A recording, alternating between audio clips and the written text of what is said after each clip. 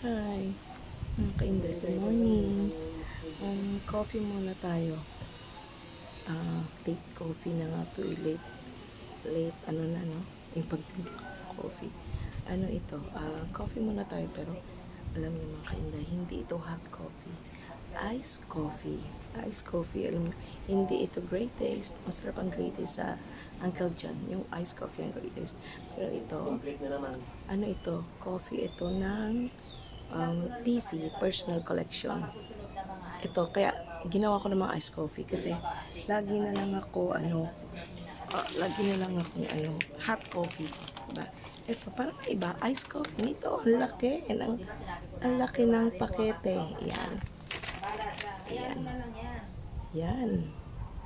Yan. Yung mga nutrition facts. Ng Revitalife to. Revitalife coffee. Ayan o, stevia ang sugar niya. Personal collection ko ito. Ayan, try niyo ito guys. Order kayo. Kasi yung friend ko nag-PC member siya. Kaya doon ako nag-order sa kanya ng coffee. Ano ito? Short coffee. Papayat daw. Tingnan natin kung nakakapayat. Pero healthy ito. Pwedeng lagyan ng ice. Pwedeng hot. O yan. Kasi di na mainit yung water. Kaya nilagyan ko na ng ice. Masarap. Try natin ito natin.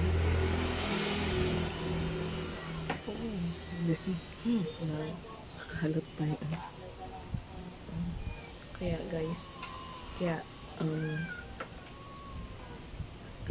kung gusto niyo mag-order, PM lang po kayo dito sa saan ako para makapag-order din ako sa friend ko. Yan, iced coffee niya, sarap pala. Nahilig na kasi ako sa iced coffee. Sa Uncle John, doon ako bumibili ng iced coffee. Great taste naman yun. Pero ito, syempre mas healthy ito kasi ano to eh. Sa PC, ito, Revitalife coffee, kaya mas healthy ito. Kaya, stevia, tsaka parang decaf siya eh. Hindi ka mapapalpitate eh. Ilang beses ka uminom. Pero yung hindi ako makatulog pag 3-in-1 ako. May palpitation na ako. Yung good coffee, healthy naman siya. So, ito, okay itong Revitalife coffee. Ano tayo guys? Ako hindi, inom tayo. Kumuha pala din si ano. Okay to. May mga animals dito. Ayun, tapos ko na yung 2 weeks. 2 weeks na local diet ko tapos na. Kaya, kumain na ako kahapon ng spaghetti and burger. Kasi tapos na eh. Start na naman ulit ako. Nagsaba lang ako ngayon. Yung mga fructose kasi yung fruits. Kaya isang saba lang. Pero hindi po pwedeng more than diba yung kailangan isa-isa lang kasi may fructose na yung saging. Ito.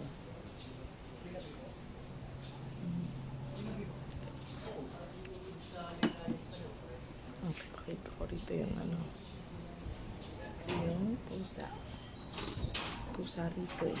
Pakita ko sa limuhan. Yan. Kumakain sila. Hoy! Kumakain sila. Pakita natin yung mga pusa. Kumakain. Kumakain ng pusa. Kasi yung yan. Oh. Hoy! Kain din yung isa. Saan yung isang aso? Oy! Ayan, dyan ka.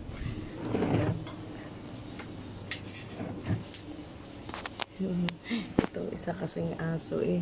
Ano siya? Pilay siya. Baka meron dyang mga may mauwaing puso sa mga hayop, diba? Pwede kayong mag-donate. Either dog food, cat food. Kasi ang daming pusa, Ayan. Kumakain sila ng gulay, malunggay. Ito naman kawawa naman yung isang aso. Kasi pilay siya. Bain siya, Oh, wait lang ha.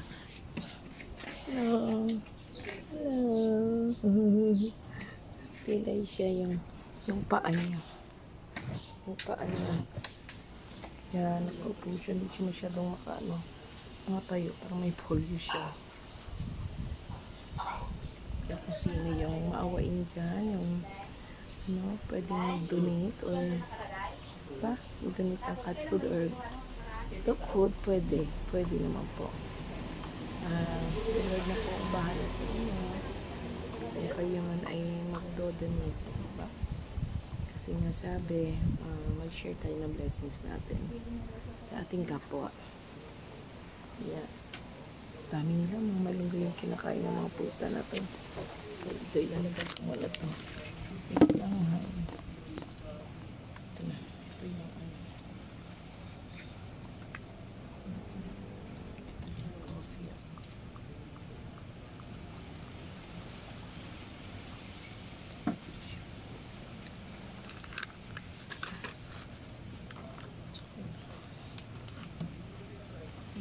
Bili akong cellphone na sa bak. Pwede ako nito, lang isang beses. Pwede ilang sabas in one week. Boiled egg. Nakakabusog kasi yung boiled egg.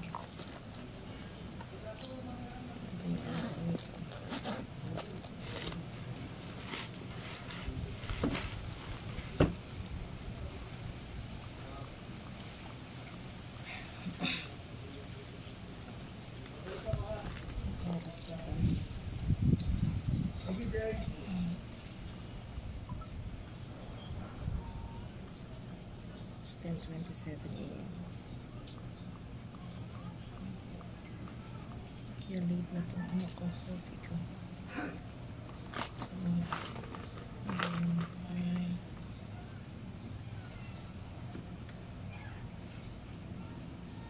Ito na ng biscuit.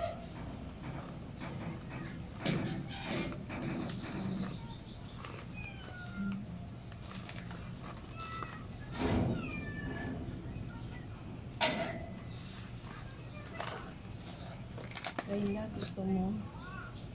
Project Flakes, Kayla. Project Flakes. Ito na lang yung kaya na Project Flakes. Kaya na. Sa'yo, Kayla.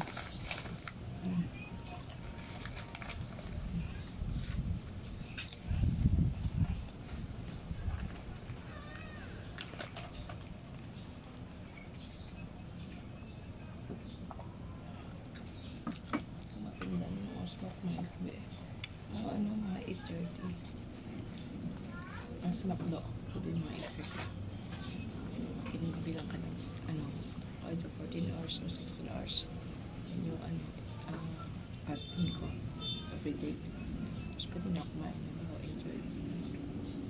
9, 10, 11, 12, 1, 3, 4, 5, 6, 7, 8, 9, 10, 11, 12, 16 hours. 16 hours fasting. Mga 12, pwede na kumain. Pero ngayon,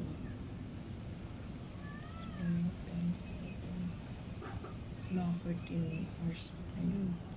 14 hours. Hindi na po. Kailangan.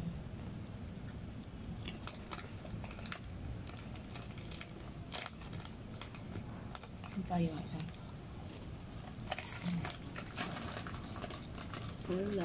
Kayo. Okay.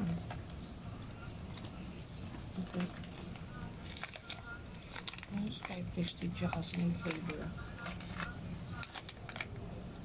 Garlic.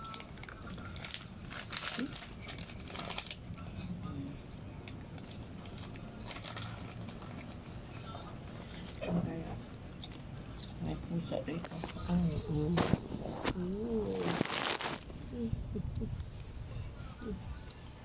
Pusa. Pusa.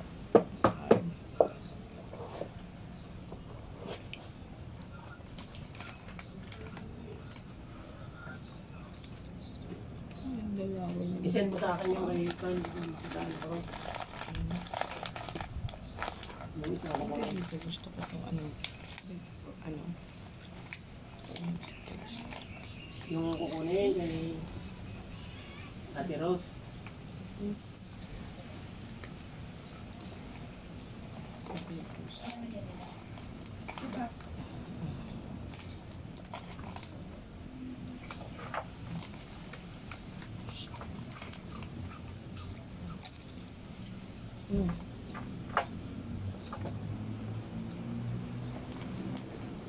Gusto rin naman po sa ito.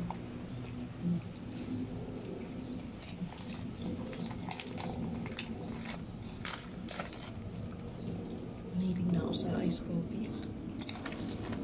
Ang kasabahan ko kasi sa Abida, mahilig sa Starbucks coffee. Hindi naman ako bibili ng Starbucks coffee. Unless na talagang kailangan. Di ba ang may treat akong client yun. Starbucks kami kasi ang mahal naman. Siguro naabot na ng mga 200 plus Starbucks. Or 180 or no. Panangihinahin ako. Kaya mag-ano na ako, iced coffee na ako sa 7-Eleven or Uncle Jan. No? Mura lang, 55 lang yung great taste. Kaya Uncle Jan. Kaya magtimpla ako ng sarili kong coffee na Revitalife Shake coffee ng PC. Makatipid pa ako, di ba?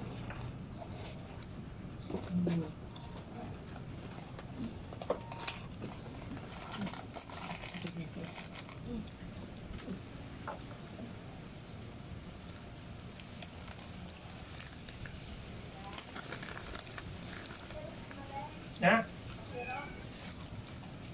Bahala na, basta makakuha. Yung Xerox, madali na yun. Yung ID ko, Sige kaka-Xerox, guys, mag-order mo na. bye.